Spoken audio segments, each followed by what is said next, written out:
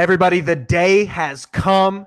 It is NFL draft day. Well, it's the night before for Jimmy and I. It's April 23rd at 7:49 p.m. And yes, I wanted to get the right before 50 so it feels more authentic.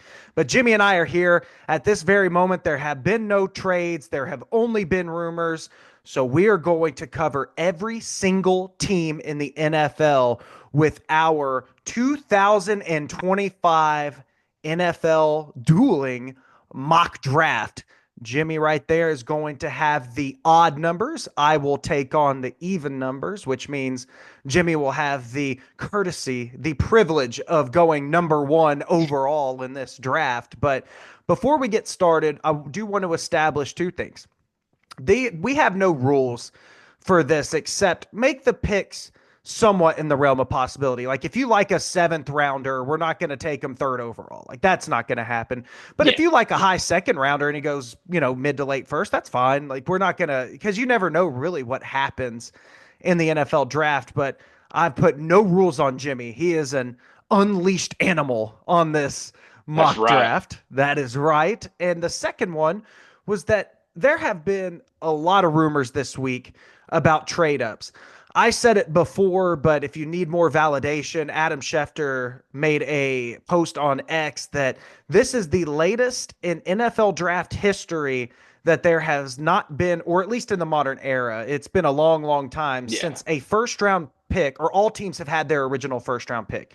No first round picks have been traded so far, but the rumors are it's heating up. And the one I want to talk about before Jimmy and I get started with our mock draft is that there was a rumor that there is a team inside of the top 10 that is willing to pay a Godfather price to move up to number 2 overall to select Travis Hunter of the Colorado Buffaloes.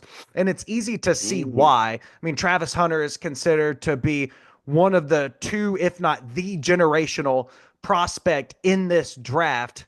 We both were assigned that we have to pick one team in the top 10 that we think is the team come draft day that'll make that move. Jimmy, I will, in case I took yours, I will let you have the floor first. If there is one team inside of the top 10 that you think, either because of their draft asset ammo or because of the culture of their program in the NFL or whatever it is, who do you think the team is that is being rumored to jump up to take Travis Hunter at number 2? I am going to go out on a limb and say Ben Johnson and the Chicago Bears. He wants to make a splash with his first draft as a head coach, and they're going to sell the farm to go out and get Travis Hunter. I like it. I because I think that he's someone that you see everything that Ben Johnson liked to do with the Detroit Lions, and it was a lot of trickery, a lot of misguided plays, like all of these things. And he needs someone with a true speed element on that offense. He can do everything in the world with Travis Hunter, and of course the dual play. Nothing says Dan Campbell prodigy like taking a two-way superstar and putting him in the Windy City. So I definitely see that as a possibility. But my team, and the one that I think it is the Carolina Panthers. I think it's the Mm. Carolina Panthers because of really two reasons. We've seen David Tepper, the owner, do it before to go up to get Bryce Young. There was a lot of criticism with that in terms of selling as much as he did. And then after the fact, seeing that Caleb Williams was one of the draft pick, how well DJ Moore did, and all the other picks that fell out from that trade, people thought he was a laughing stock over it. Well, at the same time, the reason why they thought he was such a laughing stock is because Bryce Young had failed so miserably in his first 18 games as an NFL player that it looked like there was really going to be no recovery. And that doesn't mention the time that he threw the drink out onto the fan when he was in the box, or when he stopped at the barbecue place in Carolina to chide them because they said like David Tepper sell the team or something like that. He has a Yeah. pretty bad reputation, which falls into my second part, is that if he's willing to go get big splash play and something to divert attention from maybe his tumultuous, to say the least, tenure as the owner of the Carolina Panthers, I could see that that guy is willing to say, especially if the rumors are true, that he was the one that wanted Bryce Young, not the scouting and coaching staff who wanted CJ Stroud, that he walks in there, he says, do whatever you can to get this kid. It's my team. I want to put him on the posters. And then if you look at the need, I think it actually makes sense. Xavier Legette's good, but I don't think he's like a true number one. You've got Adam Yeah. Thielen, who's just older. You don't have a ton of firepower at the wide receiver position for Bryce Young. And then on defense, yeah, you signed J.C. Horn to that big contract, but is there a better cornerback number two in the world than Travis Hunter? I don't think so. So I think that the Panthers would be my pick. What do you think about Carolina being that team? I like that because for multiple reasons, but one, if you're David Tepper and you want to win the fans back on your side, trading up, it doesn't matter what you trade away. If you're trading up and you get a Travis Hunter, the fans are going to love it. And that will put butts in seats. And he could potentially, I don't know if he would get to that Cam Newton level of just taking over the city, but if there's a guy in this draft that could, it's Travis Hunter. He doesn't have the flashy personality like Cam does, and he doesn't really do all of that. He's more just ball, is really all Travis Hunter does. But I think just the way he plays, that could win over a fan base to start the season, kind of win the offseason kind of thing. And I'm just curious what that massive haul would be to go up to number two and not number one. I think, and then for Carolina, it makes sense too. If you're at a spot where you think the draft really falls off, you have to trade a number one next year, in my opinion, which he's done before, and Yeah. that's backfired. But you saw the fallout. Like Caleb Williams was the number one pick, and that was the Bear selection. I would much rather have kept it and had Caleb Williams and all those picks and DJ Moore. But the fact is it's a sunk cost, and then you keep going. Mm-hmm. If you gave up a first next year and you do it for Travis Hunter, I think people would at least think that's understandable. The other Yeah. team that I think could be that team that has to move up a little less, I think Jacksonville could be the team, and he could be someone that Liam Cohen gets. He's a star receiver to pair with Brian Thomas Jr. and can also play cornerback, which is somewhat of a need in Jacksonville. So I could see that too, and it being a move that costs less. Maybe it doesn't cost you your first next year. Maybe it costs a second and a third and a second and a third next year. Like you actually get to keep the first. So I think it's Yeah. really intriguing. My thoughts are is that Cleveland's not going to move out of that spot. In my opinion, it's kind of like the New England Patriots last year. Now, I wasn't really a Drake May guy, but if teams are beating down your door to get someone, that tells me more about the player than the team. That's all I need to know. Like I'll take Travis Hunter. I'll be okay. Yeah. So Yeah. I see in the background you have got Lambeau Field, the frozen tundra of Yeah. Lambeau It's cold. It's Field. cold in here. Back there, it is chilly, but it is getting hot in the war rooms, and we tried to play the sound earlier and it didn't work. So dun dun dun dun dun dun dun dun. Dun. Jimmy, you are on the clock with the Tennessee Titans and the number one overall selection in the 2025. I butchered it. Hopefully Roger Goodell doesn't do that. The 2025 NFL Draft. The Tennessee Titans select. You did all that without any boo. I should have been booing in the background. Oh, That's you what's going to should have. happen to Let's Roger try it Goodell again. when he Let's try goes it out again. there. Yeah, yeah. With the first pick in the 2025 NFL Draft. Come on, come on, come on, come on. You can do better than that. The Tennessee Titans select. Yeah, and I won't be like the Titans. I'm not going to take all 10 minutes because the TV needs to fill the time. Now, I will preface it with this, and I feel like we won't really need a timer for each of these draft picks. I don't think it'll take too long, but just a No. little explanation. If I'm going to make the pick of Cam Ward because I just think that's going to be pick. If I were the Titans, I'm taking Travis Hunter. I just think we talked about it yesterday when you asked Abdul Carter or Cam Ward, and then I started talking about it, and it's like I like Travis Hunter over Abdul Carter. So if it were me in a vacuum, I would take Travis Hunter, but I feel like just the correct pick here is going to be Cam Ward. Everything's pointing towards Cam Ward, so I don't want to get cute with it. But I do feel like Travis Hunter is deserving of at least conversation of a number one pick, but it'll be Cam Ward. And you're a better man than me because given all of that power, and you'll see over the picks that I make, I try to keep it in a range to where it just doesn't completely F up the mock draft. But I do want to at least have fun, at least have my opinion. There are some picks where I'll either do a thought experiment, I'll do what I think will happen for continuity's sake, at least positionally at certain spots. But I appreciate and respect that you kept the mock draft from not going completely. What are they? What's the word? It becoming completely invalid as soon as we kick Yeah. it off. So thank you for the Cam Ward pick. Obviously, I've said how I feel on the quarterback show. I think his Washington State tape showed a number one overall pick. I think his Miami tape showed someone that I wouldn't take in the first round. I'm willing to bet on the number one overall tape from Washington State.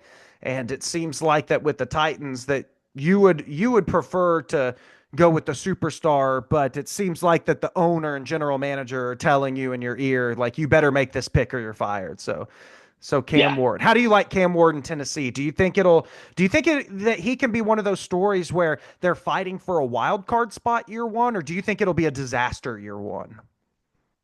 I think they could be in that position. I mean, look at their division. I mean, you don't know what are the Colts going to be this year? What are the Jaguars going to be this year? You have the Texans that you're dealing with, but I do feel like because their division is easier, at least on paper, to start the year. I mean, last year there was high expectations for the Colts because Anthony Richardson, you thought he's going to make the jump. He didn't.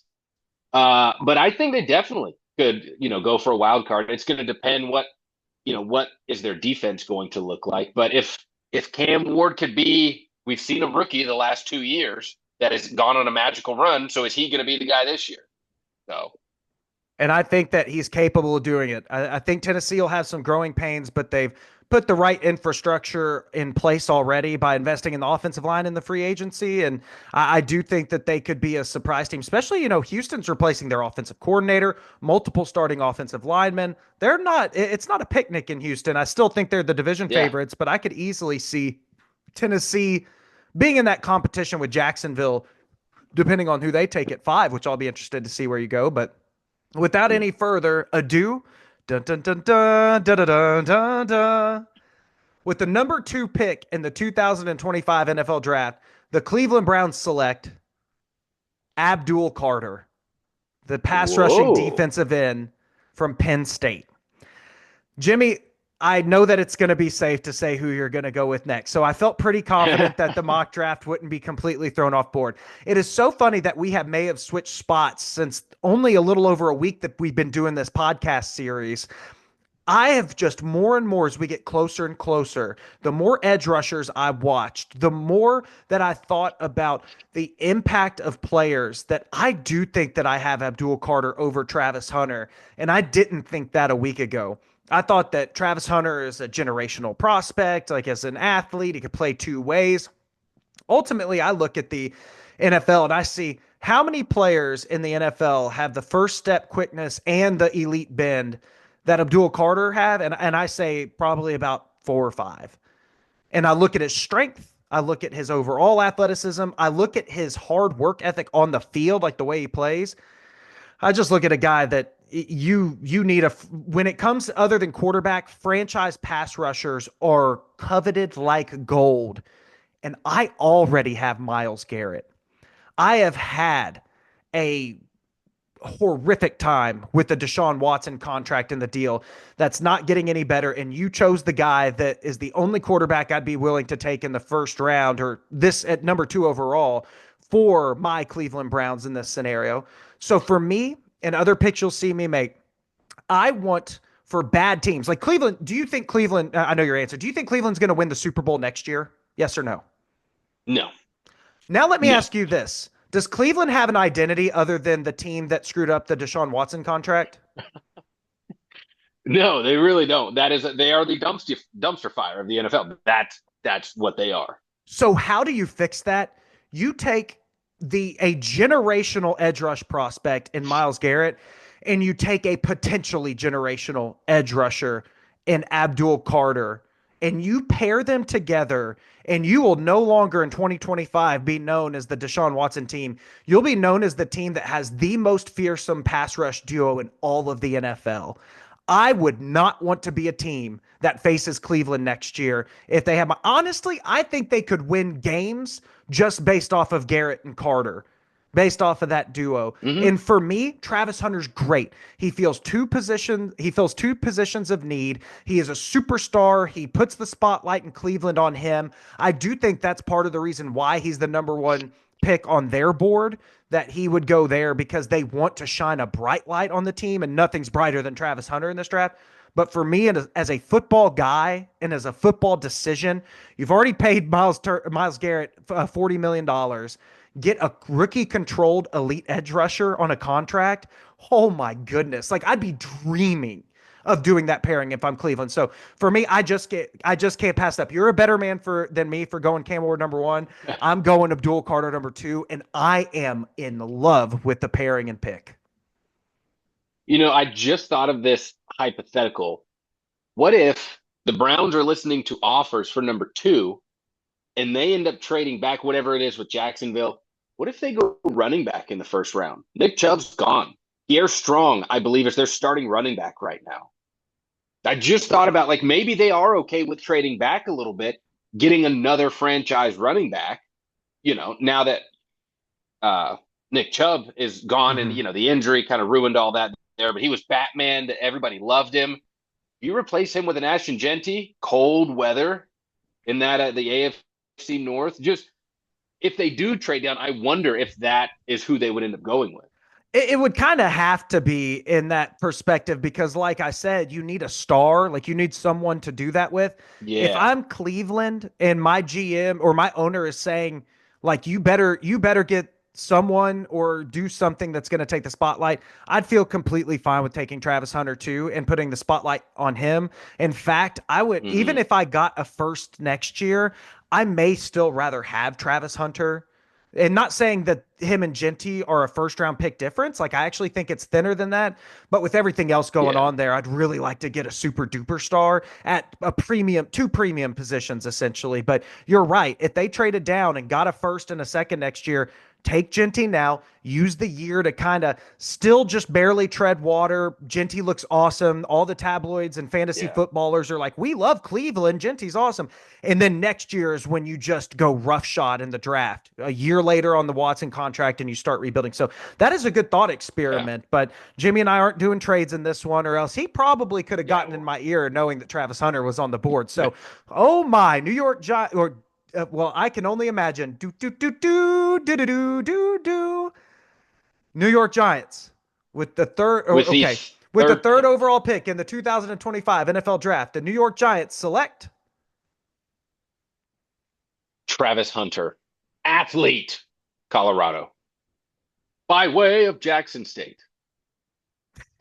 So I'm going Travis Hunter. I think it's just that keep it simple. That's why, to me, the Giants are in, if they end up sticking there, they're in an easy spot. One of these two guys is going to fall right into your lap, whether it be Abdul Carter or Travis Hunter. I feel like you can't be mad either way.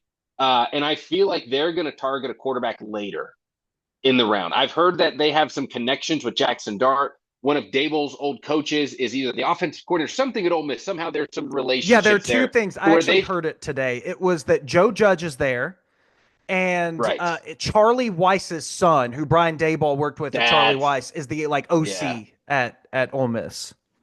Yeah. So it's like there's been a lot of talk that they're interested in Shador. They're sending all these scouts to Colorado. They may have been able to do all this kind of on the low with Jackson Dart, getting to know him, all the ins and outs. Like you said, they have relationship with the coaches. So any questions they have behind the scenes, they have all the answers. And the Eli Giants, Ole Miss, there's that connection there. So I feel like that's where they would go quarterback. So I feel like Travis Hunter would be the correct selection there. Well, I will say that if there was one player I would bet to go first overall other than Cam Ward would be Travis Hunter. Because very early on in the process, it said that there's a generational guy in this draft that they would take him one, and all that smoke kind of went away. And I do expect the pick to be Cam Ward. But even if it is, let's say, even if it is Travis Hunter at one, then Cam Ward probably goes two, and you still get Abdul Carter. Three is the best Yeah. position in this draft to be. There's no better pick for the Giants, the whatever. These three teams are meant to pick these three players, and it'll be a monumental screw job or upset if the top three isn't these three guys in some order. Honestly, the Cleveland thing and the Patriots. I think that there would be pressure more for them to play him at wide receiver than corner, which you would like. Whereas New York's the one team that I think has the ability to play him at corner primarily and then moonlight him as a receiver because you have Malik Neighbors. So you can go Yeah. drives without Travis Hunter. Whereas in the defensive secondary, you got Andrew Phillips. You took your shot on the LSU corner that was really skinny from a couple of years ago in the third round. I'm slipping on his name, but I remember it because I was really intrigued. But he could come in and be your number one corner. And then when the game's on the line, Malik Neighbors and Travis Hunter together, lethal. Lethal. Yeah. Couldn't get better than that. Yeah. So I love that. The top three were the top three players in the draft, and I couldn't fault that pick at all. I think we did the right thing with keeping those three in the top three, and we each kind of made it our own flavor. So I know that you have to be ecstatic that you got to pick Travis Hunter. Yeah. I like that. I like that he fell to three. Well, seems like the pick is in. Do do do do do do do do do. With the fourth overall pick in the 2025 NFL Draft, the New England Patriots select Ashton Jeanty, running back, Boise State. And Mm. I ultimately came down to this because I looked at the board, I looked at the board, I looked at the board, and I said, in good conscience, I cannot pick one of these offensive linemen at fourth overall when you have a guy like Ashton Jeanty on the board. I considered Mason Graham, but I think that Jeanty is just a half tier above Graham in the sense of I know what I'm getting. People will say it's a luxury pick. I disagree. I think we saw how successful the Jalen Hurts Saquon Barkley combo was. And I think we look at the Lamar Jackson Derrick Henry combo and how fortuitous that can be to teams. And I also hear all the complaints of, well, who's going to block for him? You just ruined both of them at the same time. Listen, there are 7 rounds in the NFL draft. You're not going to fix your offensive line with one swing. And in No. fact, if you look at the good teams in the NFL, they invest offensive line picks through late day 2, early day 3, and throughout day 3. Like most good teams pick 3 offensive linemen a draft. Green Bay has done it forever. And I'm not saying Green Bay has the best line in the league, but I bet about 20 teams would replace their offensive line with Green Bay's. You see it happen with the Kansas City Chiefs. I don't think they've invested a first round pick in an offensive tackle or offensive lineman, I want to say, since Eric Fisher going number 1 overall in 2013. But they drafted Creed Humphrey in the 2nd round. They drafted Trey Smith in the 6th round. They got Joe Thuney on a free agent contract. They keep throwing premium, assets at it, but it doesn't have to be your first round pick is the point of all of that. So at 4th overall, I even said, what's the way to protect Drake May? Ashton Jeanty running the ball would be phenomenal, but can you imagine the play action and how clean Drake May will be when 7 guys rush towards Jeanty's side of the line and then he bootlegs out Yeah. butt naked, just like open for anything? I think that Ashton Jeanty is as much of a Drake May enhancer as anybody else. And if it's not Travis Hunter, there's not a receiver worth picking here either. So if you want to truly help your franchise quarterback, get him someone that is special. Get him someone that will scare defenses, that makes them change their scheme. And for me, Ashton Jeanty can fill that role. And I don't love the positional value. I wish that there was an offensive tackle or a wide receiver I believed in more. But at this point of the draft, Ashton Jeanty is easily the best player. And I think that Mike Vrabel, having Derrick Henry for years in Tennessee and what it did for Ryan Tannehill, he can do the same thing with Drake May there in New England. I actually like to pick a lot. And it also kind of makes the number 5 pick easier to me for what I think Jacksonville would do.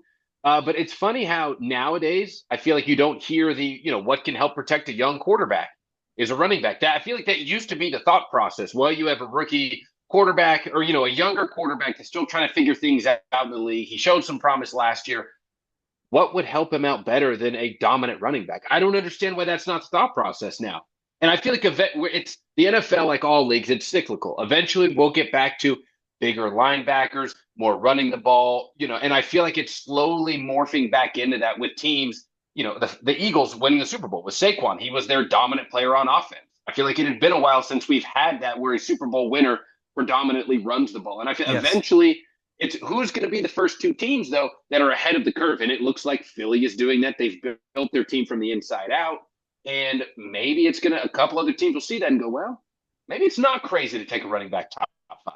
I mean, even when Kansas City was on their Super Bowl path, they picked Clyde Edwards-Helaire with their first round pick. Yeah. I mean, it's not like these great teams don't want running backs and running backs high Mm-hmm. or invest premium dollar. I mean, think about it. Are there three teams in the NFL that you would absolutely put over the Baltimore Ravens, Philadelphia Eagles, and Kansas City Chiefs as franchises? I mean, it's really hard to do that, and they've all Yeah. shown that they would invest in the running back position given the chance. So I just think that people overreact to not picking a lineman round one. And I get it. Trust me. I mean, look at last year's draft. Offensive linemen just went off the board one after another. It was so important.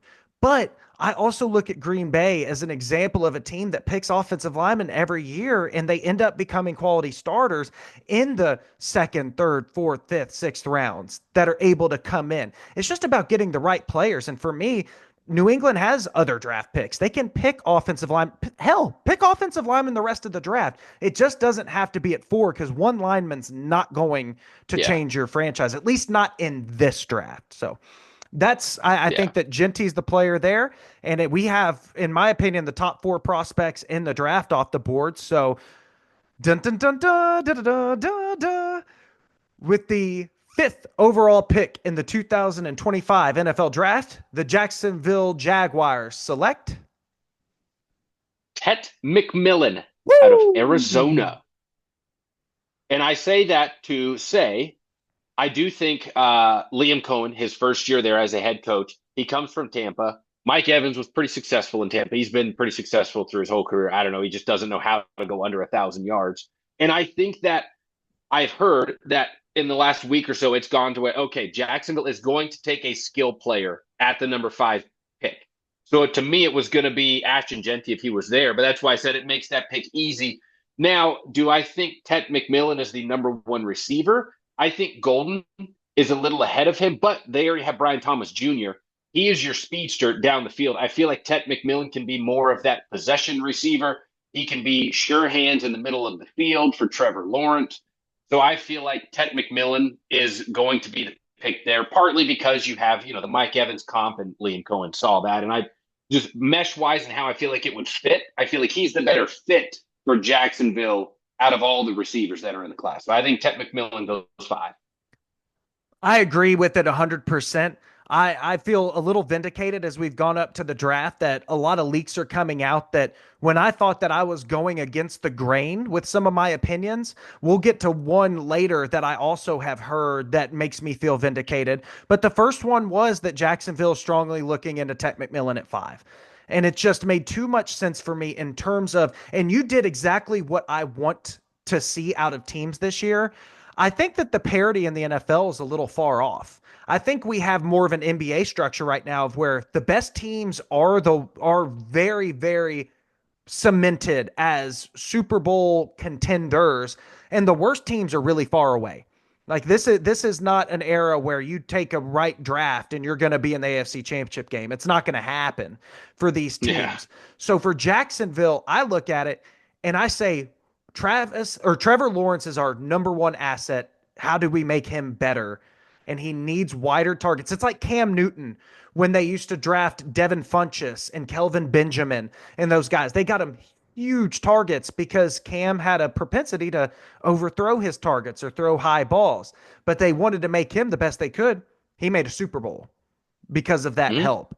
So for Jacksonville, I think you get a McMillan and you give Lawrence a true bailout option. I think that it's the perfect pick for that team. And I think Jacksonville could be the sleeper team of 2025. I think with a little bit of change at head coach, even if Cohen's not the long-term answer, give you a little jolt and get you into the playoffs. And I think McMillan is a key piece to that.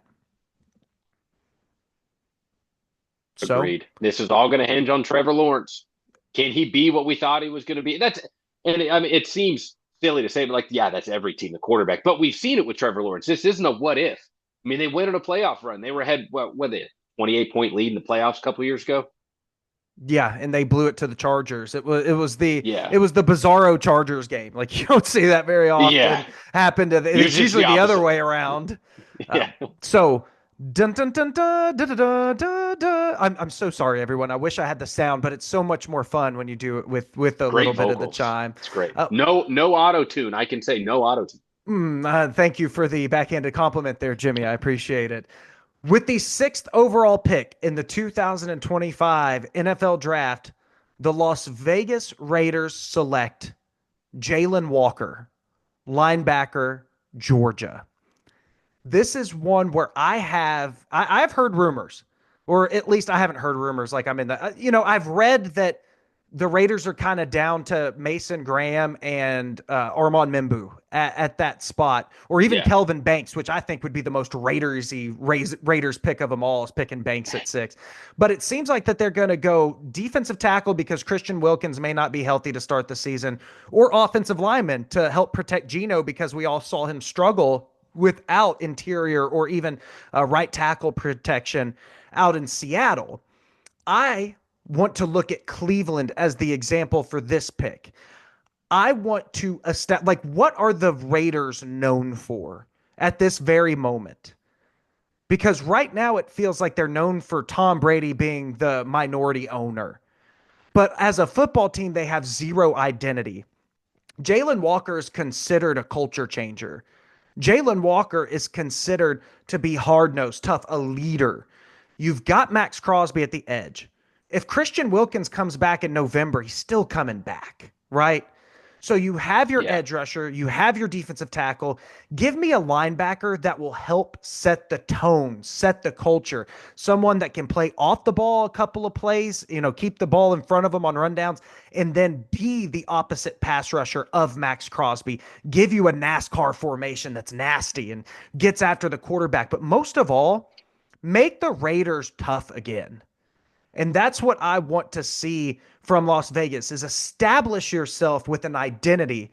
And if this player is who everybody thinks he is, I'm a little lower on Walker than most. Like I still think he's a, bottom of the top 10 type of player, but I have my concerns.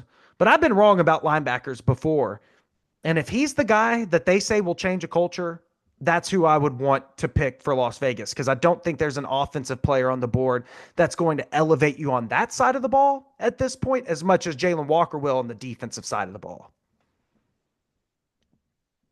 I like it. That's earlier than I've seen Jalen Walker go, but it doesn't surprise. It's not that much of a reach that they would go someone like a Jalen Walker. And I feel like you said the toughness. Get the Raiders back to the Raiders, what they used to be. Teams used to have identities, like you said. Like most of these teams, it's like, well, they have Max Crosby. That's really their identity, but it's not an identity. It's just one player and how great he is. And to enhance him, you pick Walker.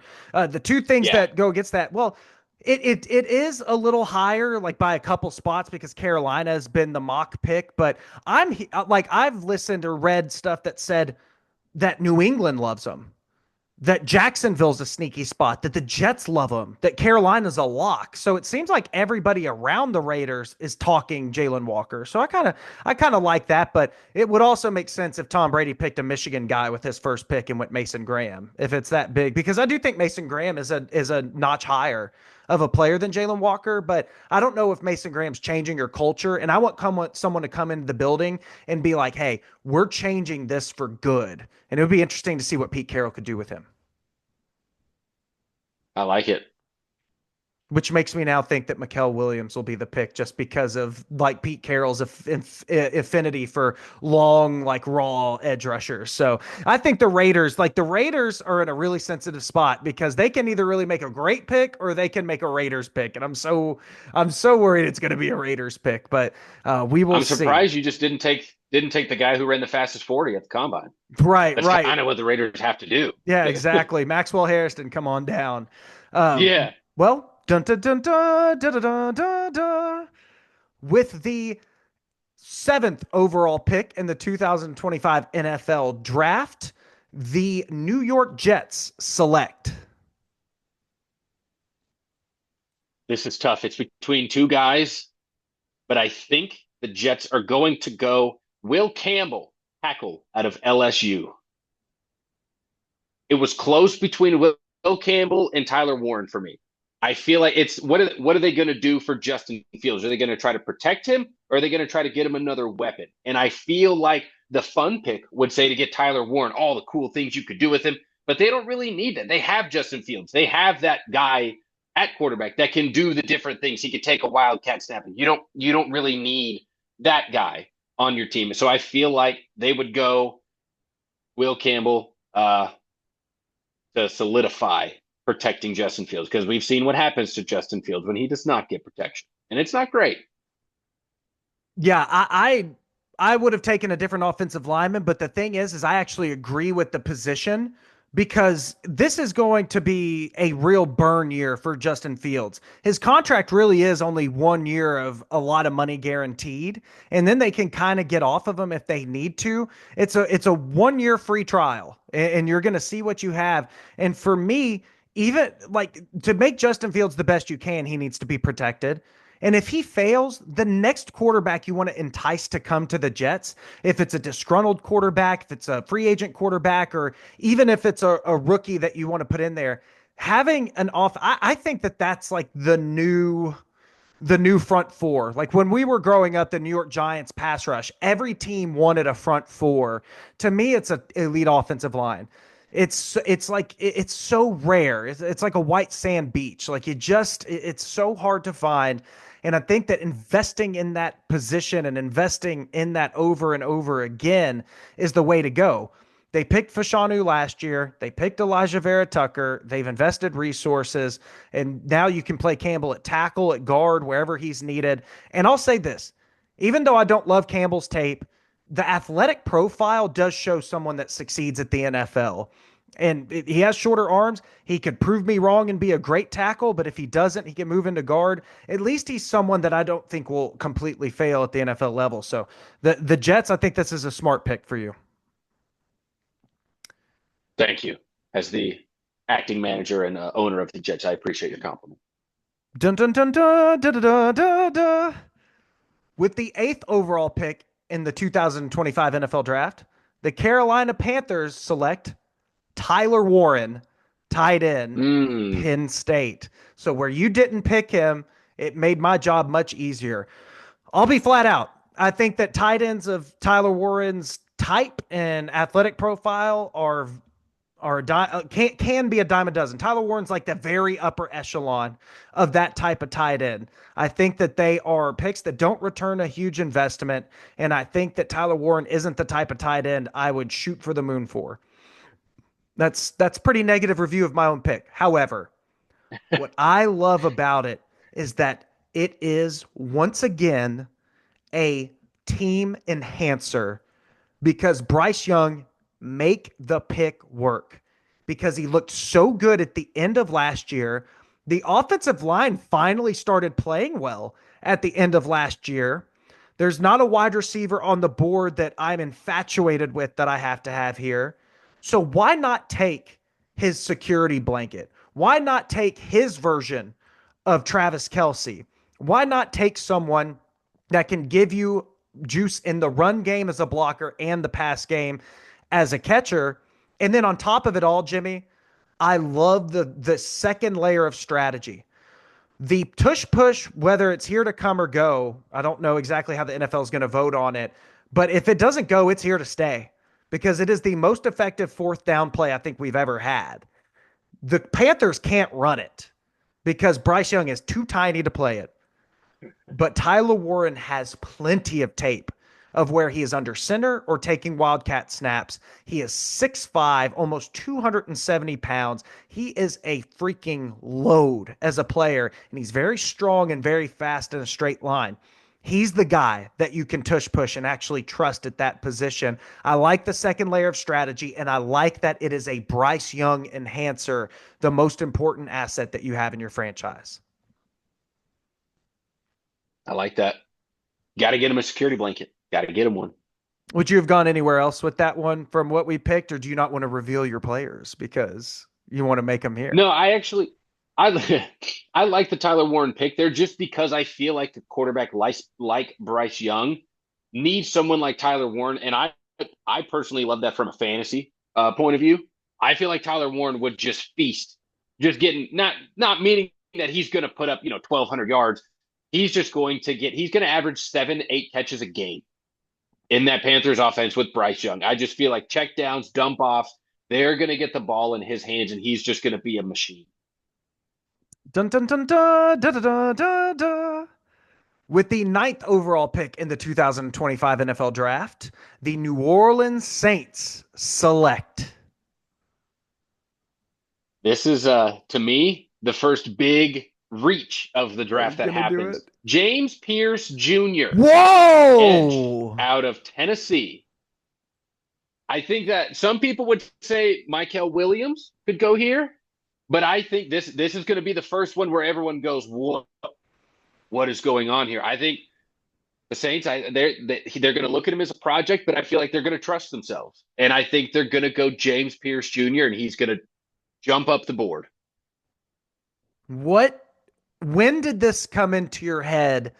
And what makes you think that you're not saying it's realistic? I know that you're saying it's your pick, but if it what has led you to this water in picking in Pierce going ninth overall? Because everyone I've seen is picking Michael Williams, and because I'm saying, okay, so that's the position they need is edge rusher. But I have a weird feeling that I think one of these teams, you see it every year where it's the same position that they thought was going to go there, Mm. but it goes completely out. And it's not that far out of left field. So it's not like James Pierce is a nobody. He's in everybody's top five, most everybody's top five for edge rushers. They see the potential that it's there. And we talked about it on the show yesterday about it. And I don't know, I just have this weird sneaking suspicion that James Pierce is going to be that top 10 pick that people didn't see coming. Because the rest of them that we've had are pretty consensus guys. So I think that it's a bit of a stretch, but not so much that it's going to No, be shocking if we hear it. But it will be. And I think that the difference here, too, is that James Pierce was considered a top five prospect in this draft. In fact, he was mocked as the number one pick in this draft going back yeah, to last year. He and Michael are the same size, but I think that Pierce, at least from all of the considerations, has a higher ceiling as a pass rusher. He's really tall. Yeah, he's thin now, but can you build him out? Is he really the next like Danielle Hunter? Is he the next great tall edge rusher to come off the edge? And if you're going to take a swing on Michael at number 9, you may have more juice in the terms of a ceiling in a James Pierce. And on top of all that, I would love for the Saints to pick someone that needs to be developed because I think next year's going to be a disaster. Get the number 1 overall pick yes. next year. Get all the draft picks that you have coming next year that'll be at the top of the rounds. It's time to tear it all down. Use the next 2 years, be terrible, come out the other side with really high-end players, and the Saints will go marching into the 2030s with a really good infrastructure. So I wouldn't do it obviously, but I see the vision and I respect the vision. And I feel like they've got veterans on the defense that could help bring him up. I think he's going to be in a meeting room with Cam Jordan every day if he goes somewhere like the Saints. Like he is a true professional all the way through. So, I don't know. I feel like I wanted to go out on a limb a little bit, but I do still like the pick. Yeah. As I went through saying like, okay, do I take a little bit of a reach here? But I do feel like it fits. And and it would go to the credence that what everybody thought of him last year spills over into this year. So Yeah. I think it's an exciting pick. I think it's an interesting one to take. And I do believe in the future of developing elite upside because you're not going to really do anything now, at least at an extremely high level. So do, do, do, do, do, do, do, do, do. With the 10th overall pick in the 2025 NFL Draft, the Chicago Bears select Armand Mimbu, the offensive tackle from Missouri. This was a spot where I wanted to make the pick you just did. I wanted to pick Travion Henderson. I wanted to pick Oh. Matthew Golden. I even wanted to pick Josh Simmons, the left tackle from Ohio State, who I think even with Mimbu, I thought over it. I was like, should it be Simmons? Because I kind of think it should. But ultimately, I went with the guy that has the highest NFL upside. Someone that's still very young, a little raw, but not totally, but has a elite like offensive line body. His measurements were off the charts, like better than Will Campbell's, in my opinion, in terms of his athletic testing. He's someone that has tackle experience. I think that Darnell Wright's a bust, so you could put him at right tackle. You could move Braxton Jones to a swing tackle and eventually replace Darnell Wright if you still believe him for one more year. And then you can put Mimbu at left tackle. They solidified their interior offensive line. Mimbu can play that if in a pinch, if he doesn't work out at tackle, like everything I'm saying about Campbell. But in my opinion, as much as I thought making a sexy splash pick at the skill position was needed, and though I've seen everything that the Bears have done to the offensive line this offseason, Caleb Williams is at his best when he is protected. And when he has time, he needs to readjust to the NFL. Like it's going to be a second rookie year this year for Caleb Williams. And for me, I've already invested all of the trade and financial assets into the interior offensive line. Now it's time to put the cherry on top and get a potential franchise tackle and complete the protection and growth of Caleb Williams. I love it. Ben Johnson coming over from the Lions, where they spent their picks on linemen to protect their quarterback. Last year, bringing Caleb in, then they brought in all the skill guys. They got all the fun acquisitions of the guys, the names that everybody knows that they can pick on their fantasy team. But those are the picks that you need when you have a young quarterback and a head coach that knows what he's doing. And lastly, I know that we talk about Will Campbell being the SEC tackle that has the nasty streak. Mimbu likes to finish blocks too. Like he's a good run blocker and he's someone you can pull. Like you can make him into your Penei Sewell there. And I don't know if he'll be as good as Penei Sewell, but I'm just saying like you can put him as that type of guy. So do do do do do do do do do. With the 11th overall pick in the 2025 NFL Draft, the San Francisco 49ers select. If the draft falls this way, I'm going to be doing backflips off my couch. Mason Graham, D lineman, Michigan, the junkyard dog. Yeah, it I feel like go ahead. I feel like a lot of mock drafts have him going earlier. So the fact again, if he falls all the way to 11, then it's the Niners have to pick him up there. I've seen Walter Nolan mock to them quite a bit because they're assuming Mason Graham's going to be gone, but they need a lot of pieces. Not saying that they're going to be a terrible team, but there's a bunch of different holes that they need to fill. I don't think they're that one player away, but Mason Graham seems like he can be that centerpiece of the middle of the defense where you've still got some years left with Bosa on the edge. You've got Warner at the linebacker position. So I love this Mason Graham pick. I hope he's still there tomorrow. And the thing is that I have Mason Graham as my 5th overall prospect in this draft. Like I think that in this draft he's a top 5 player, and in most drafts he's a top 5 to 10 player, or in all drafts. Like he is a really good player that I have also said with you, he's becoming underrated in this process.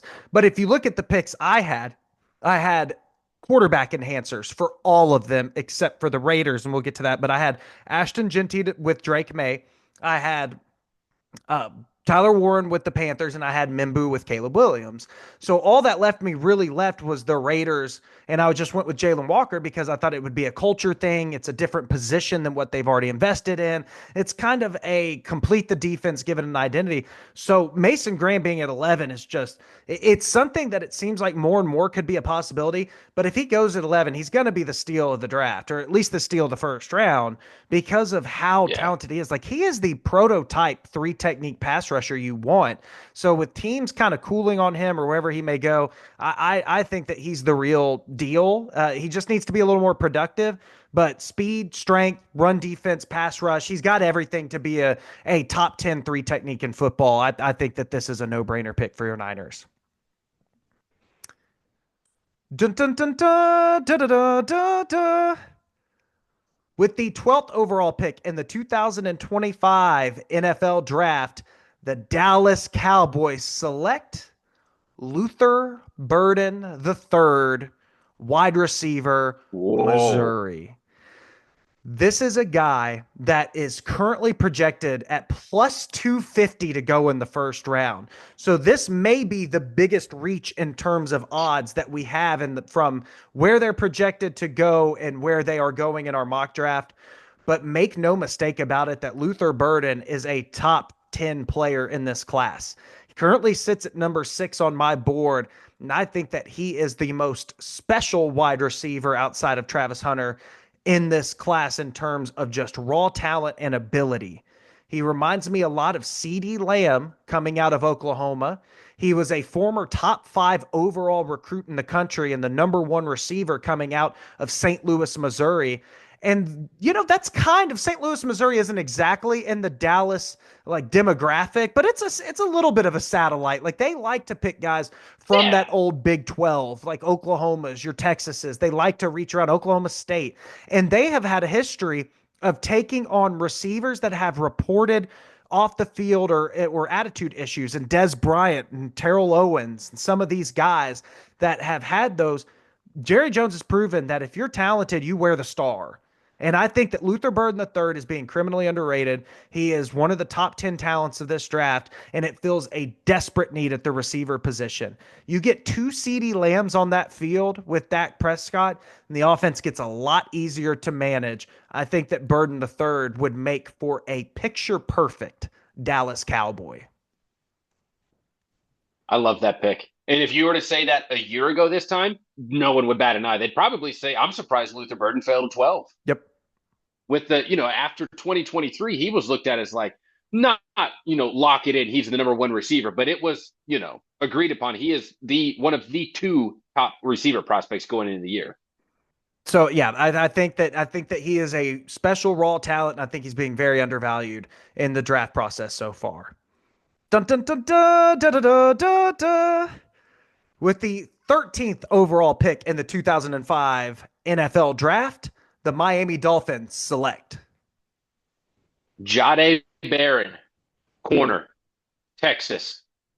Hook 'em. Team him up with Jalen Ramsey. The Dolphins are one of those teams too, where it's like they are on a slippery slope to, I don't know what they're going to be this year. Does Tyreek Hill even want to play football? What is going on with it? Does Jalen Ramsey still want to be there? Maybe this could help him want to stay. Like, hey, we're going to get you help on the other side, so not everything is on you. You're getting older, but you want to talk about a good defensive back to have to help bring you up as a rookie? I don't know if it gets any better than Jalen Ramsey. I mean, he's just well, all of the reports and even the GM came out about a week ago and said that they are working to trade Jalen Ramsey. yeah. I've seen So that too. I've seen a couple mocks for the Niners too. yeah, but he has come out and strictly pretty much said that Ramsey's not going to be on the team next year. So Yeah. if he happens to stay for a little bit, then it's good to learn from. But it is the number one. They had Teron Armstead retire, and then they had Jalen Ramsey going out the door. This team is falling apart at the seams, and you're just trying to plug the holes. Jahdae Barron is a plug the hole player for this in a ship that is quickly sinking in Miami. It's getting Yeah. bad. So, And I feel like you said, whether they keep Jalen Ramsey or not, I feel like it's a good pick. You could pair him up. Or if Jalen Ramsey leaves, that's perfect too. He can step in. He's not going to be, a lockdown, shutdown corner, I don't think, right out of the gate. But you lose a guy like Jalen Ramsey, like you said, you fill the hole. There's a lot of holes to fill, but that's a good way to fill it. dun dun dun dun da da da da da. With the 14th overall pick in the 2025 NFL Draft, the Indianapolis Colts select Colston Loveland, tight end out of Michigan. No surprise here that a tight end is going to the Colts. Maybe pretty chalk at this point, but before this, I was looking at my teams and trying to think, like, where could I go with each of these selections? And I looked at the Colts and I was like, man, tight end just doesn't feel like an important enough position, blah, blah, blah, whatever. Like, I want to get him a wide receiver.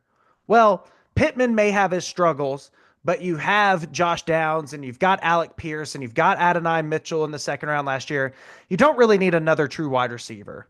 I looked at the offensive line because I thought maybe one would fall to this point, but they have invested a lot of premium assets in the offensive line and don't really have a screaming need at the position. I went over to defense, and though I think some positions could be shored up, they've pretty much invested either free agency or draft pick assets in everywhere on every part of the ball except for the tight end position. And with Colston Loveland, I think you could wait. I think you could wait till the second round and get someone. But if you're saying, hey, we brought Daniel Jones in, but we want Anthony Richardson like one more time, like we're going to make this relationship work. Like we have to try one more time. Get him his security blanket. You saw how much Zach Ertz helped Jaden Daniels last year. Get Anthony Richardson someone to throw in the short game that's going to alleviate some pressure, that can get open when he's on the run. Just do anything you can. And if this relationship fails, at least you come out of that relationship looking like a pretty good catch to a quarterback that wants to come in and play on that football team. I love it. The Colts do have a very busy tight end room. It seems like they have so many tight ends that have all that potential, but there hasn't really been one that's and Mo Alley Cox, who's one of the biggest human beings you'll ever see on a football field. I mean, they had Woods, Jelani Woods was the other tight end. Same Yeah, thing, built like a basketball player, like a power forward. But maybe this could be the answer for Anthony Richardson. maybe. Dun dun dun dun dun dun dun dun. Dun. With the 15th overall pick in the 2025 NFL Draft, the Atlanta Falcons select. Not going quarterback here, surprisingly. Jahad Campbell, linebacker out of Alabama. I think he is great. You could use him either at the edge or as, the off-ball linebacker. But I feel like the Falcons are one of those teams. They are trending on the up. I mean, I feel like on the offensive side, they're pretty set at their skill positions. I think Drake London showed that he can be a guy in the NFL. And I'm not ready to put him up in that elite tier, but he's shown that he can do it. They have Kyle Pitts. Kyle Pitts is very frustrating, but I feel like you're not going to draft someone to replace a Kyle Pitts. There's no tight ends here. There's not really the receivers. They're set at running back. So I feel like you can get a defensive playmaker to try to sturdy up that defense. And sturdy up that defense indeed. I think Jahad Campbell is one of the more talented players left on the board. A lot of rumors coming around that his shoulder's not going to be very well coming into training camp and whatnot. But I think that for a player of his caliber on the defensive side of the ball being left here, that you've got to take your chance with someone who can be that special on that side of the ball and kind of be, again, one of those culture changers for your franchise. So I definitely don't hate that pick at all. And I could have gotten him a little later, but you go there and you scoop him up at number 15. So do do do do do do do do. With the 16th overall pick in the 2025 NFL Draft, the Arizona Cardinals select.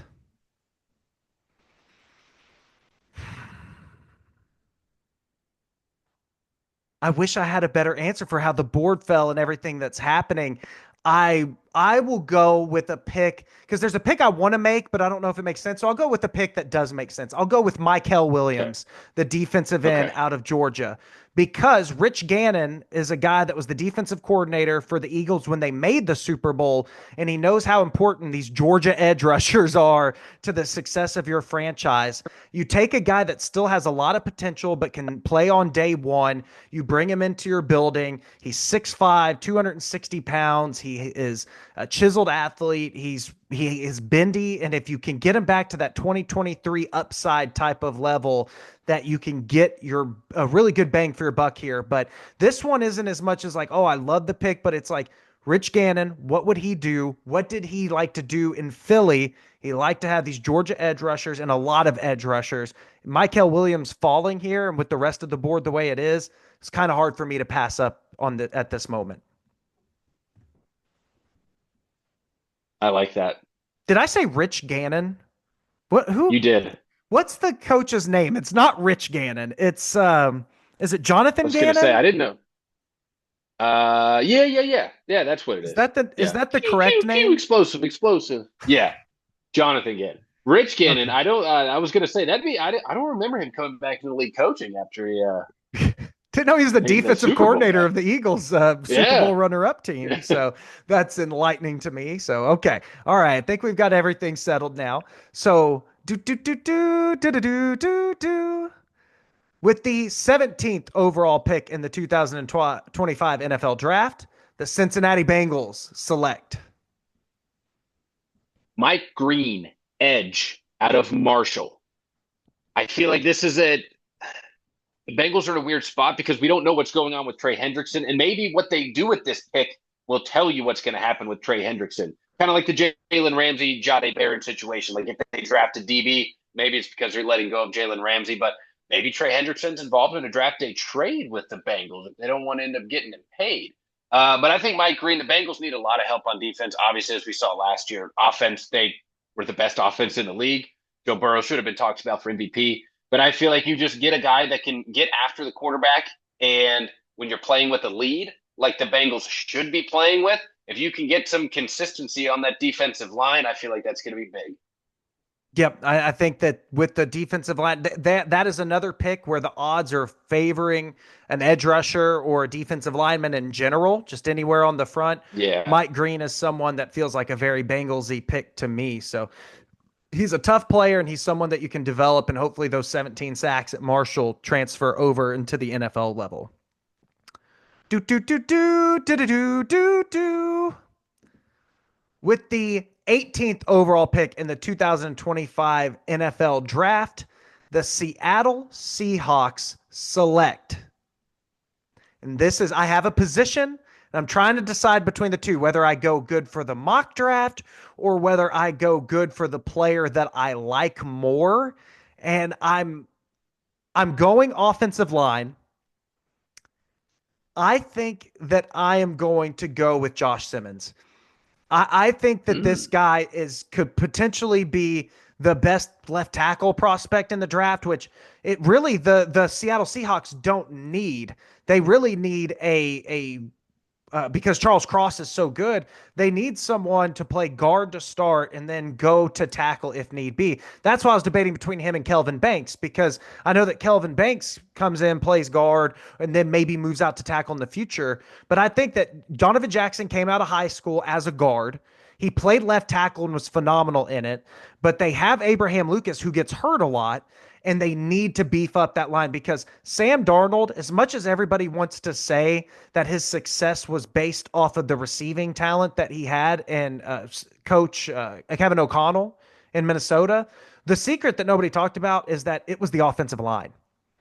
That Sam Darnold does well when he's protected. He's one of the number one picks in the league of quarterbacks that are good if they have time and bad if they don't. People don't realize that once Christian Darrisaw went down, that Cam Robinson had to come in, and he's not very good. And that's why they didn't retain him. That's why it wasn't everybody thought it was like, oh, so Jaguarsy to give up on this tackle. Oh, I was livid, Jimmy. I was livid because people love to make victory laps day of, and they never have to answer in the future. But I keep receipts. I keep the mental receipts. I remember everything everybody said about that Cam Robinson thing. Haven't heard a peep. Haven't heard a peep now that we're in the offseason. Well, why doesn't Cam Robinson have a $62 million deal? Why isn't Cam Robinson one of the top 10? Yeah, because he wasn't good when he got traded, and he wasn't good for the Vikings. Like, he wasn't. So it just infuriates me to see those comments. So I think that you get a guy like Simmons who's played guard in the past, but can really be a good tackle. If Abraham Lucas can't stay healthy in the future, you can move him out to tackle, and you've got the best bookend in the league by far in Cross and Simmons. Or he's a left guard, and he's a dominant left guard. So, like Banks would make sense because Simmons has the injury. Banks is a little bigger. Banks is younger, maybe has more potential. But I need someone to come in and play and protect Darnold right now. And I trust Josh Simmons, if he can recover from that patellar injury in time, to be a very good lineman and really shore up that front in Seattle. I like it. And I think they'll take receiver in the second round. Like, I don't think they need one immediately, like, even though there's a guy that's slipping just a little bit, but maybe he'll go here. With the 19th overall pick in the 2025 NFL Draft, the Tampa Bay Buccaneers, that's who's on the clock, Yes. select. Yes. Will Johnson, corner out of Michigan. I say that because part of me wanted to go receiver here, just because, Mike Evans is getting up there in age, and we don't know. They had a couple of their secondary guys, like the third, fourth guy receivers last year. They made a little bit of noise. They were all right. But I just don't know if right now a first-round receiver, I don't know if that would be the need that they have. But I did see a quote. Todd Bowles said, we're looking for ball hawks. They had 7 interceptions last year. That's not very good in a 17-game season. Only have 7 interceptions. So Will Johnson, he's got a nose for the ball. I feel like if he ends up making it to Tampa, which I don't know if I've seen him mocked anywhere higher than that, but I feel like that could be a spot for Tampa. Again, they're set at running back. They seem to be okay at receiver, and tight end K. Dotton seems to be a guy. And so I think they go defense, try to shore that thing up. And it's interesting that what some people consider a pure zone corner, but one of the smartest comes in and plays for Tampa Bay, who had Rondé Barber in that Tampa 2 defense there in uh, in Tampa Bay. So I think that that's a fitting spot for a team that could use some, get back to that old school defensive way that they had about them. Dun, dun, dun, dun, dun, dun, dun, dun, dun. With the 20th overall pick in the 2025 NFL Draft, the Denver Broncos select Matthew Golden, wide receiver out of Texas. I looked at the Broncos wide receiver chart, and they've invested some picks in receiver recently, and some kind of in that same mold as Golden. Like last year, your Troy Franklins. You have a guy like Marvin Mims, and then you've got your bigger guys like Deshaun Vale and Cortland Sutton. But I think that the Broncos have seen enough of what Tyreek Hill used to do in that conference, and you see what you need for Bo Nix. Like at first, I thought they could go offensive line, but I think that they've got it sturdied up. I originally had Jahdae Barron here before the Dolphins smartly took him at 13 as a guy to really make this defense go up a level. But when you have a guy with Matthew Golden's receiving ability paired with the elite speed that he has, I think helping Bo Nix have a target that he can rely on in the future when he's scrambling out and needs to just toss it up. I know people are kind of sold on Bo Nix from last year.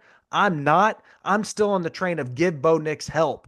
And if Golden drops all the way to 20, I just don't see how you could pass it up. And I know Sean Payton had got it done without first round receivers in the past, but I'm just adding up value, position, and helping your young quarterback. I'm taking Golden here.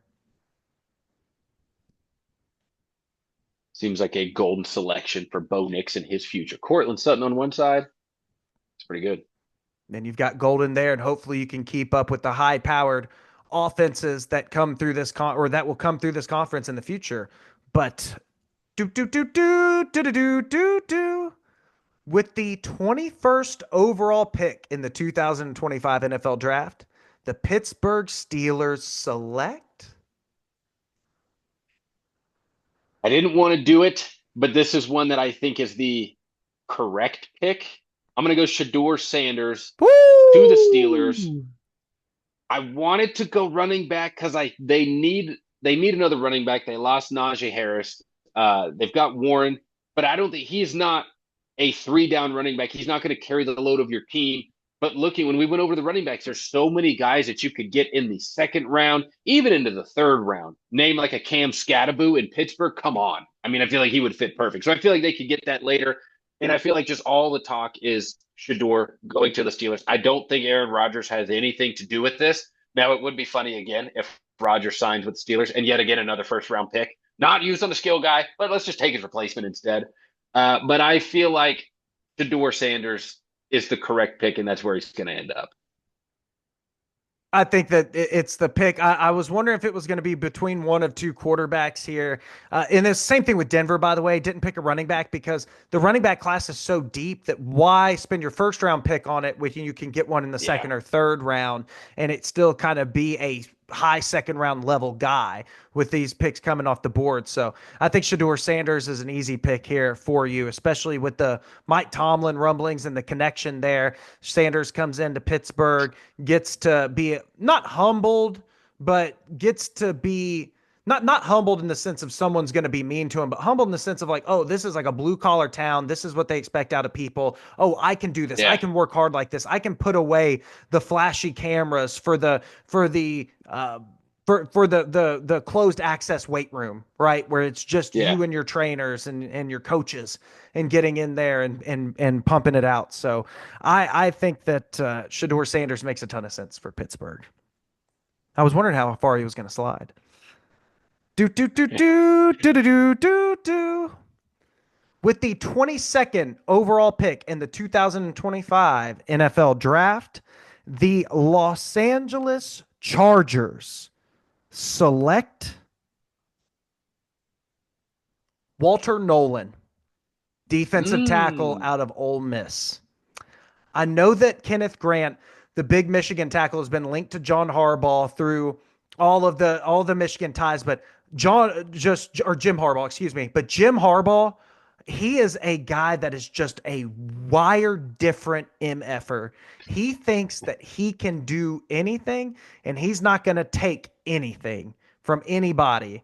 And I think that Walter Nolan going there, I think Jim Harbaugh would be like, man, I would have loved to recruit you back when you were at Texas A&M and going to Ole Miss. He'll look at him and say, we're going to get the absolute best out of you because that's what I expect and nothing less. I couldn't imagine a Walter Nolan fueled a Jim, yeah, a Walt Jim Harbaugh fueled Walter Nolan there Yeah. in Los Angeles, and they lost Joey Bosa, but you get someone that's just a freak on the defensive line. I think it makes a lot of sense, and I think Harbaugh thinks he's the guy that can fix Walter Nolan.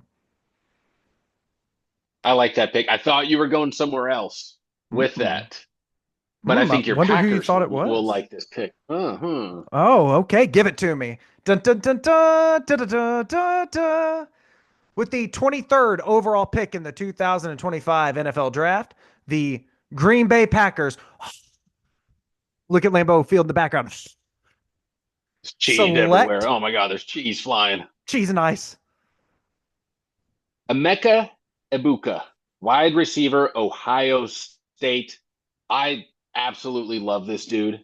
Uh, I think he has a very good possibility of being the best wide receiver overall in this draft, even better than Travis Hunter, NFL production wise. I don't mean as a prospect coming in, but just I feel like he could help be a consistent wide receiver for the Packers because the Packers are full of boomer bust guys.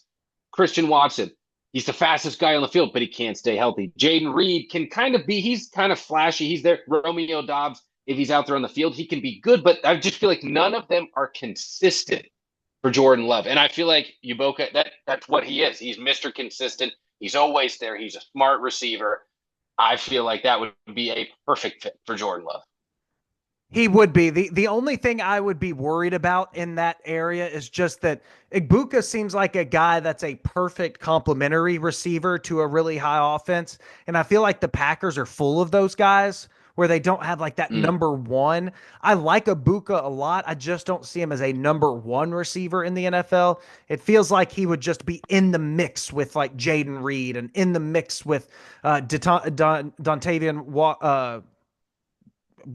wow, how did I Wicks. Dontavian Wicks? Like, so sorry. Yeah. And then with Romeo Dobbs and those guys. So, but if Ibuka's a Green Bay Packer, I mean, I know that he's going to be good, and I know that he's going to be a solid pro. So I can't get mad at that pick. Dun dun dun dun dun dun dun dun. Dun. As the boos rain down, because it is with the 24th pick in the 2025 NFL Draft, the Minnesota Vikings. Boo boo select Kelvin Banks Jr., offensive lineman from Texas. We just talked about the Cam Robinson problem they had last year with Darisaw getting hurt and having to spend a good draft pick to get Cam Robinson in an emergency. Well, I find an offensive lineman that's very young, that can be developed, that has thought about being kicked into guard, and with their tackle situation once Darisaw is healthy, that he can start his career out at guard.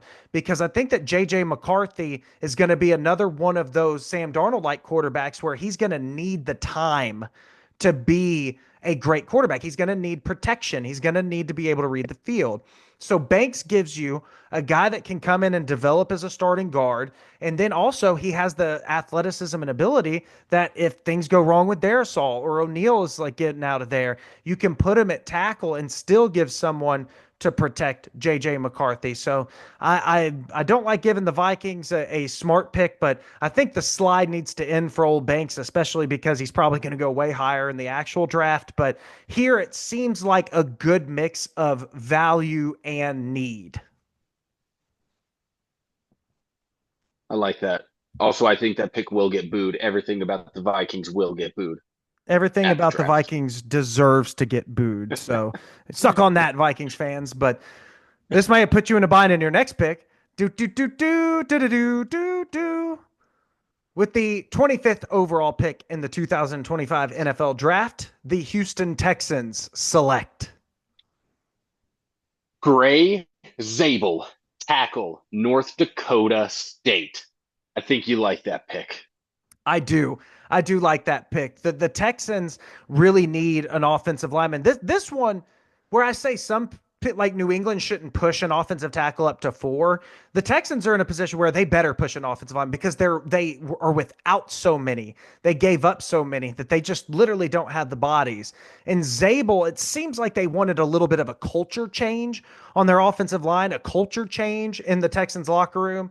Getting a guy like Zabel to come in, playing tackle or guard or even center, Yeah. come in and just being an absolute mammoth of a man. Up from the, you get anybody that's from the northern part of the United States, your Montanas, your Minnesotas, your North Dakotas, your South Dakotas, you're getting a good lineman. So I think that the Texans desperately in need of someone just like that.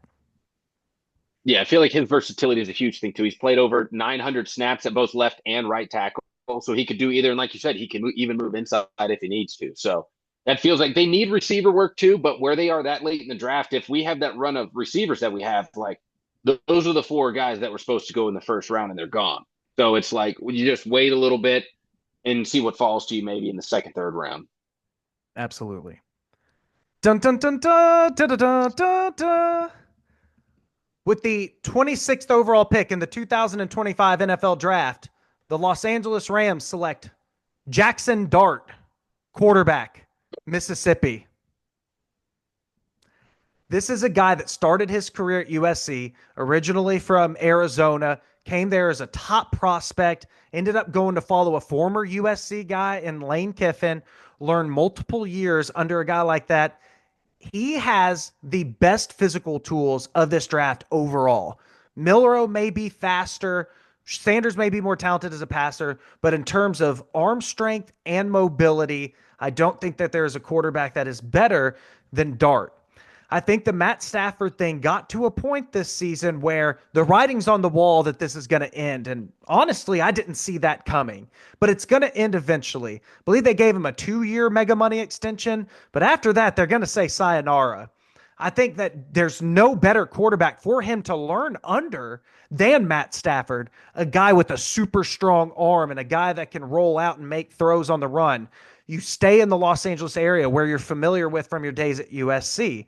You get Sean McVay as a guy to develop you. And quite honestly, you don't know if you're going to get a quarterback to pick in the upcoming drafts.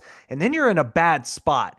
There was a guy, Peter Schrager is a guy that is very plugged in with teams. He was like, he tried to say Seattle was going to take a quarterback. He said San Francisco could take Shador Sanders, which I thought was just out of the, for me, he's a water carrying member of the Los Angeles Rams. And when he says the Rams are absolutely not going to take a quarterback, all that screamed to me is they're absolutely going to take a quarterback. And I cannot wait. I think Jackson Dart is a perfect developmental quarterback for Sean McVay and the Los Angeles Rams.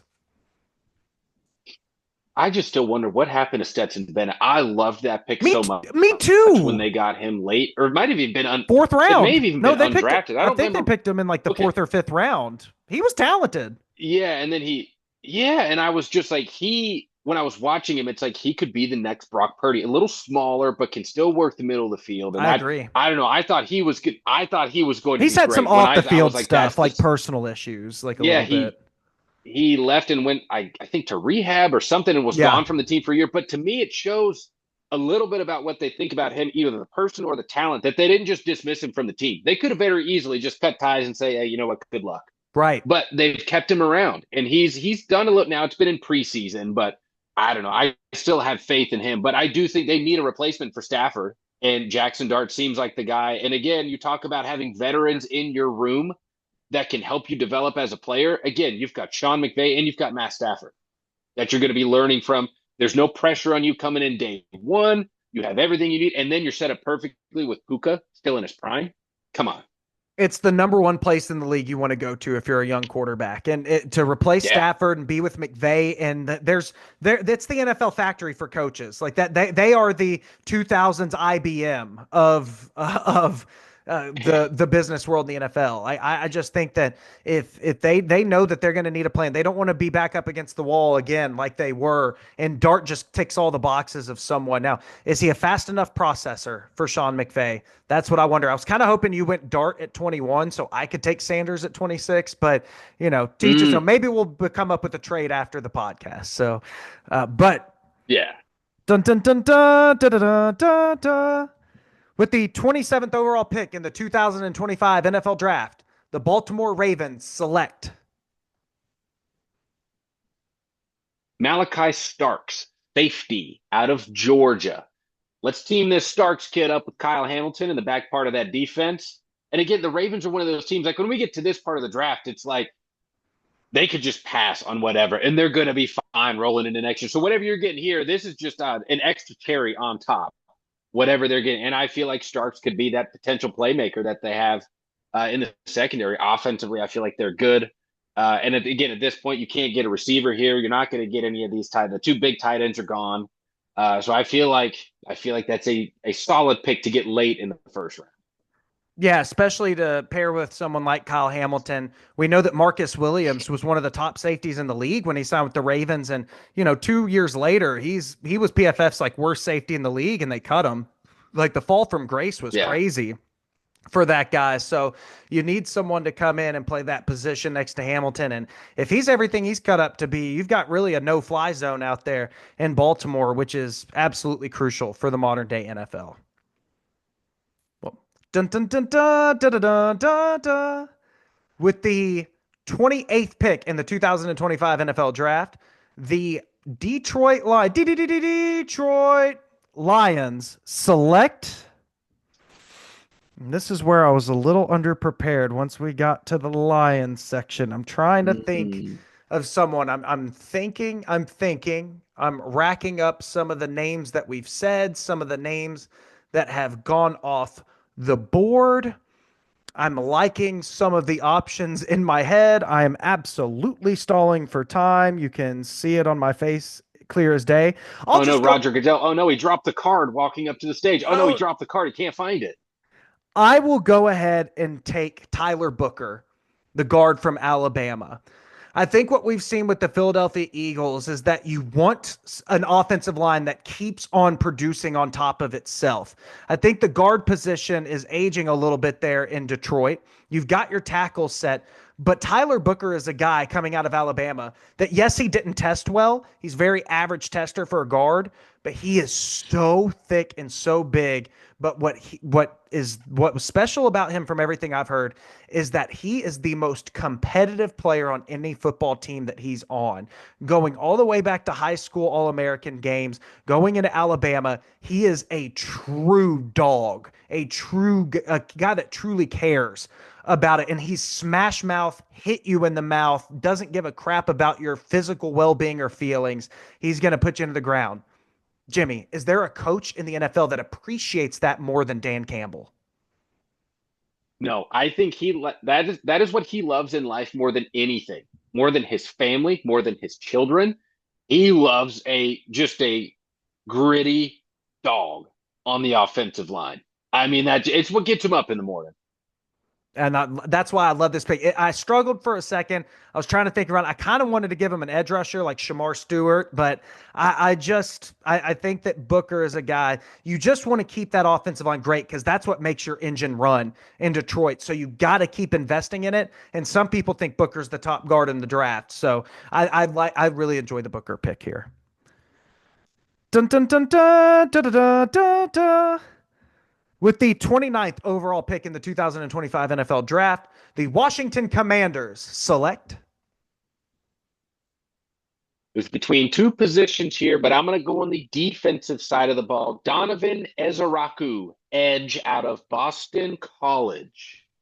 It was between that and I think they might go running back. And I'm not sold on Omari and Hampton like that much ahead of a Travion Henderson, a name you mentioned earlier. I feel like he could be a sneaky guy that one of the two Ohio State running backs. I feel like it would be Henderson over Judkins. I thought about it there, but I think you know what? They've got the young quarterback. They've got the skill guys. I think they're going to try to go edge and just get like those teams that you used to see back in the day, like the Colts when they had Dwight Freeney and Mathis. When you have an offense that can put up points like that, what do you need? Just get a guy that can rush the passer and just say go for the entire second half. He is definitely a guy that if he can develop into that Dwight Freeney, that the Commanders get a steal there. And like I said, the same thing with Abdul Carter at the top. If you're an elite pass rusher, you're worth your weight in gold. So why not take a shot here on a guy that could be in the next mold of a Dwight Freeney? Well, dun dun dun dun da da da da da. With the 30th overall pick in the 2025 NFL Draft, the Buffalo Bills select Shamar Stewart, defensive lineman, Texas A&M. The slide finally stops for Shamar. And the reason why I think this makes sense is that Buffalo they got Joey Bosa, but they got rid of Von Miller. They're a team that needs a little extra juice on that line. They have Gregory Rousseau and they have Ed Oliver. They were willing to take risks on guys like Rousseau, who were once considered top 5 prospects, but dropped because even with their elite athleticism, didn't produce the way you wanted to in college. The same is true for AJ Epinesa, who was thought to be a top 5 pick the year before he came out. He dropped all the way to the second round. So they have a history of picking defensive linemen that have elite bodies but continue to underwhelm. They believe they are the place that can get the best out of defensive linemen. And other than Trayvon Walker, it has been a long time since we saw an athlete with Shamar Stewart's measurements that came through, that has come through the draft. And here at 30, with a guy that I think has a high motor and can at least come in and play run packages to start out, it's at least a good starting point for a team that's currently deep into the playoff picture. So if there was a time to take him and a team that would take him, I think the Buffalo Bills would be the team to take him. I like it. Okay. Dun dun dun dun dun dun dun dun. Dun. With the 31st pick in the 2025 NFL Draft, the Kansas City Chiefs select. This is a tough one. Again, when you get to these teams that are this far down, it's like, I mean, what do they? I'm going to go defense for the Kansas City Chiefs. I'm not sure about what the fit is going to be right away, but I'm going to go Kenneth Grant out of Michigan. Nice. I think you just add another rotational piece to that incredible defensive line that they have. They already have enough guys that can get into the backfield and just create disruption and chaos. But we've seen what the Eagles have done. They have, like, it seems like they're like a hockey team where they just bring a whole nother line of guys out onto the field and they're fresh. So I just feel like Kenneth Grant can be another depth piece. Chris Jones is getting a little older. Not that he's going to be retiring in the next year, but you need to get younger at that position. And I feel like, again, when you're a team like the Chiefs, you're looking for things that are just an extra cherry on top. And if Kenneth Grant can be there late in the season when you need to pressure the quarterback, I like that pick for them.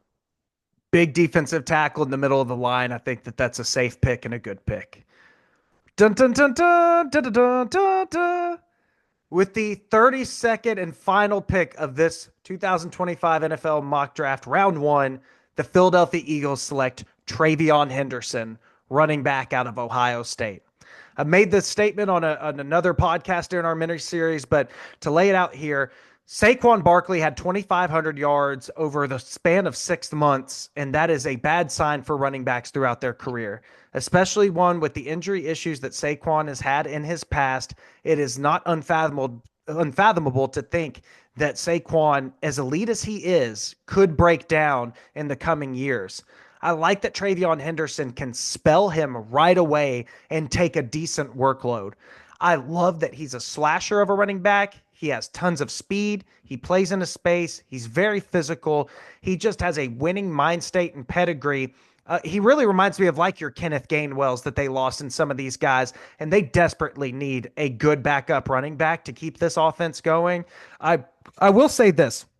Of some of the guys, I'll get to, if Jimmy, if you allow me after this pick to get to some of our honorable mentions, I'll get to a guy that may go as high as number 10 overall, Jimmy, that we didn't pick in the first round.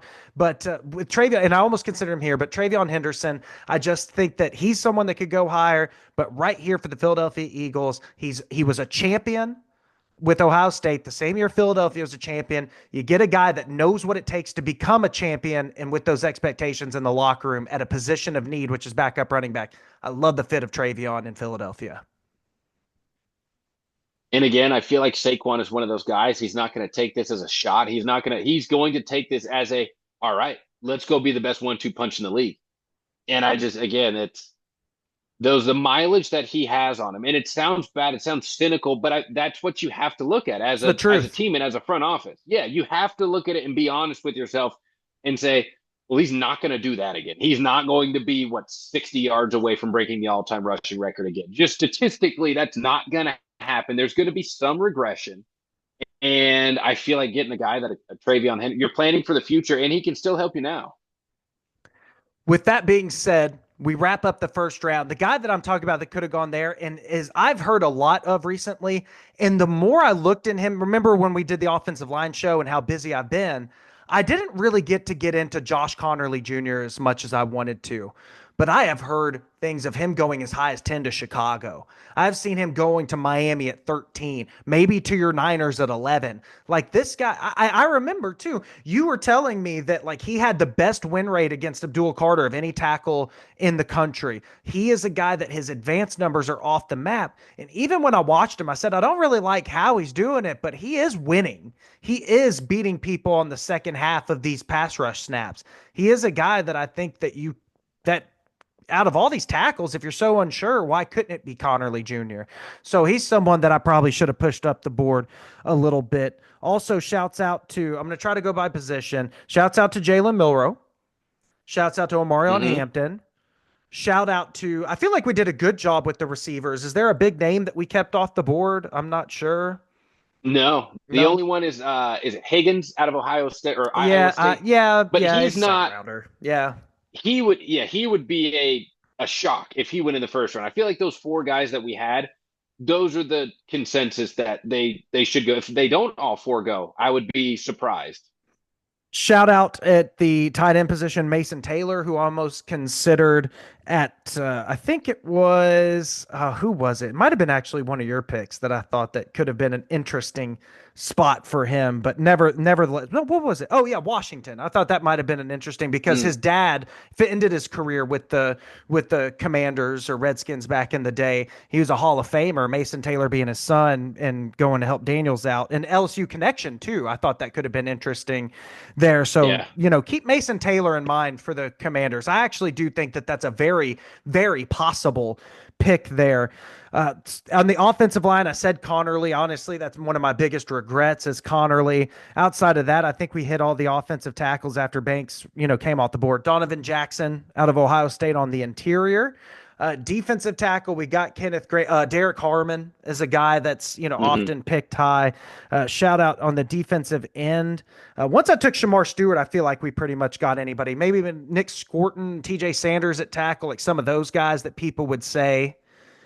Seems like we've got linebacker at cornerback, Maxwell Harrison. I know that yeah. there's the He's really the one that stands out to me that I've seen and that I thought would go.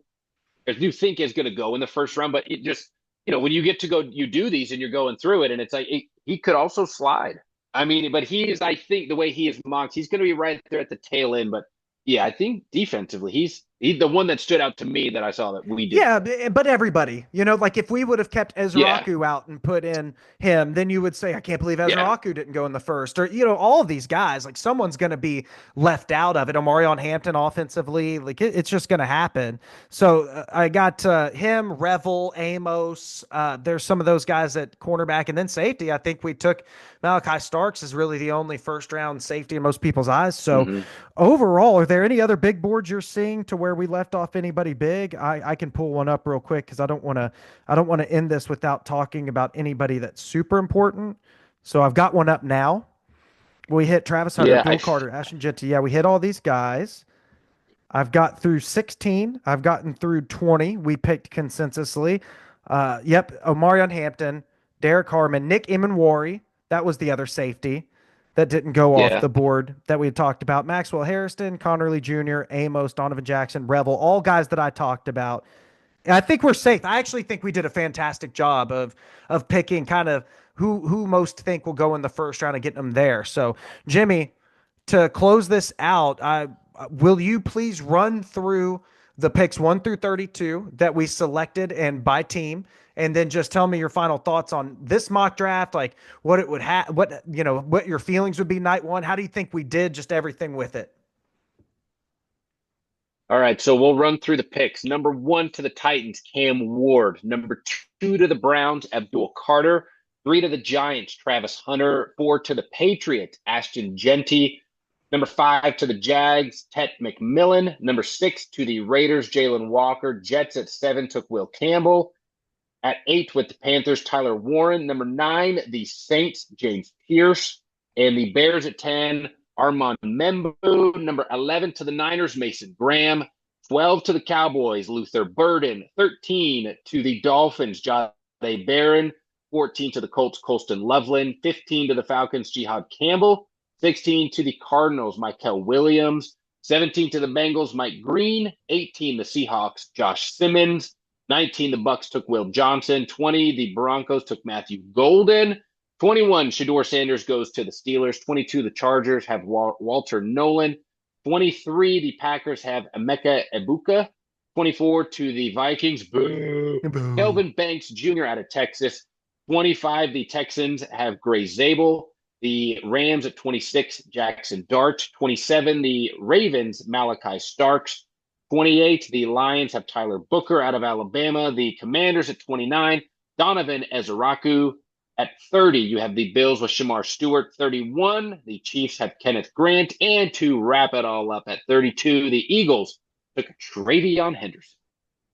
I thought we did a fantastic job. What are your final thoughts about our mock draft? And if this happened, I feel like it would be an exhilarating draft night if three quarterbacks went, two of them went to the Steelers and Rams, respectively. I think that some of the other picks may be boring, but like if we watched them, because there are a bunch of linemen, corners, those things. But I feel Yeah, like we did a good mix of making unique. So like James Pierce would be whoa, but after you said it and after I sat on it during your explanation, I think it could be like I really liked that in retrospect. Honestly, like you kind of did yeah. some real work with that one, and makes sense. Area, all that. I loved it. So, what are your thoughts on our mock draft? Was there anything that blew your mind that you got into? Is there anything that you think that I'm absolutely insane for doing? And just your overall feel. If this is the draft tonight, would you just be glued to the TV?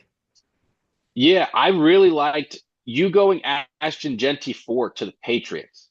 Again, I haven't seen him mocked. It was 6 forever to the Raiders. Then it's been 5 to the Jaguars the last couple of days. But putting him there with Mike Vrabel, he's a hard nosed guy, probably going to want to run the football. Ashton Genty, you put him there, a Patriots fan base that's starving for just a superstar. They don't have a superstar, and Ashton Genty could be that. Ramondre Stevenson is a fine running back, but he's not moving the needle. Ashton Genty is moving the needle for your team, and I absolutely love that pick. And now as we're going through it, looking at it and talking about some of the trades, that's what I'm most excited for, but I don't want to get too excited because it's almost like it's not fair if there aren't any trades because I don't know how many there will be at the top of the draft because as we've talked about and going through all of these, the top end of this draft is very thin, but the middle of the draft, there's a lot of meat in there. So are we going to get teams doing the boring trades and just keep trading back, collect a couple more picks, trade back? I feel like that's more likely than a trade at the top end, but I hope we get at least one. Yeah, if I'm a team that's picking 6 to 11 or something, I would really, it gets, I want to look at my board real quick while we're on here before we go, because here's kind of where I have it. Now, just so people know, I've got Cam Ward, Abdul Carter, Travis Hunter, Ashton Genty, Mason Graham. Okay.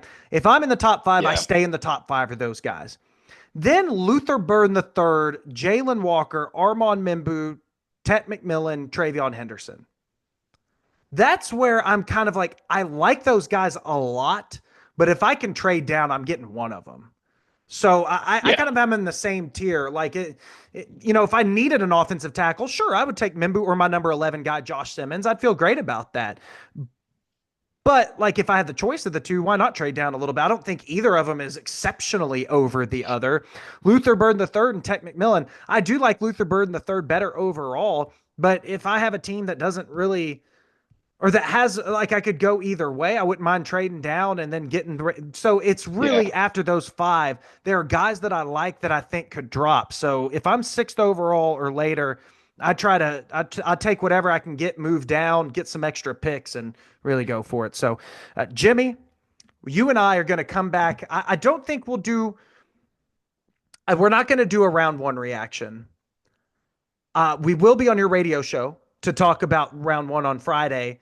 And then I think Yeah. we'll turn around on maybe Sunday night and do a recap of the draft, at least like some of our thoughts and whatnot. And then that may be the end to our Yeah. series. Maybe I'll talk Jimmy into doing some conference by conference breakdown, but I think it may end with a Monday morning after the draft weekend with a full, recap show. Maybe we'll break it into two parts, who knows? But it's just, I think that that's probably the way to go. Maybe we just do a longer breakdown, Jimmy, maybe a couple episodes of breaking down the draft. Maybe that's when we do it. But Yeah. overall, like this has been such a fun process to go. And Jimmy, you've made it seamless. And I hope that you thought you won the mock draft because I think I won the mock draft. But overall, I think everybody wins with this mock draft. The teams, people watching, and then us. And it's just been a great time, man. Thank you for being my to being my the Ashton Genty to my Drake May. I really appreciate That's that, right. and I hope that you had as much fun with me going up to tonight. It's going to be electric. Yeah, this is really the first time I've dove into the draft this much. Like normally I pay attention, know most of the guys that are going to go in the first round, but to where I actually will sit there and do a full mock draft, have full breakdowns for the guys. So I feel Heck like yeah. for it's been a fun just kind of exercise to be like, how much of these guys do I really know? And then you get into more of the just watching some of the film and then reading what other people are saying. It's like I feel like this is the most knowledge I have on a draft in my entire life. And now that I've done it once, it's like I don't think I'm going to go into next year's draft and not be able to do the exact same thing because now it's like you want to compare, and the mock draft's not going to be 100%, but at least like okay, did I get the position right? Did I get the type of player right? They may have liked player A over player B, but they're like carbon copies of each other. It's like okay, so I was in the right ballpark, and that's the fun part about when you look this much into the draft. It's addictive, man, because it's like it's an ever running story. It's like WWE wrestling where the story just keeps going and going and going. I love taking prospects because I can compare them to 2007. I can compare them to 2016. I can compare across. I can come up with things and just always seeing. My favorite part of it is what were my opinions and so I take my opinions and my two favorite things are was I right in where I had my players ranked? Like, did teams agree with me, Travion Henderson over Hampton? Like, my biggest one was that Joey Bosa on the day of the draft was plummeting down mock drafts. And I had him as my number one non quarterback, and he was the first non quarterback off the board. I felt vindicated in that. I Yeah, like to see things like that. And then I like to see 3, 4 years from now, was I right? And if I wasn't, why? And that's just what I love about the draft. It's always an exercise against yourself, and iron sharpens iron. And so, thank you, Jimmy, for being along with this. I hope that you're as addicted to the NFL draft as I am now, and I know that your mind's going to be blown tonight. And we'll talk all about it on Monday morning. So for Jimmy and Angelo, we will be back on Monday with an NFL draft recap. So excited! We'll be back with you then, and have a safe and joyous draft night because it's the most wonderful time of the year.